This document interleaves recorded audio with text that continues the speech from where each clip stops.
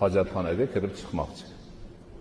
Ana o'sha kirayotganda bismillahi Allohumma a'udhu bika minal khubthi wal khaba'isi deb kiradi. Rasululloh alayhisolatu vasallam marhamat qilganlar, odam bolasini avrati bilan jinlarni orasini to'sadigan narsa bismillahidir.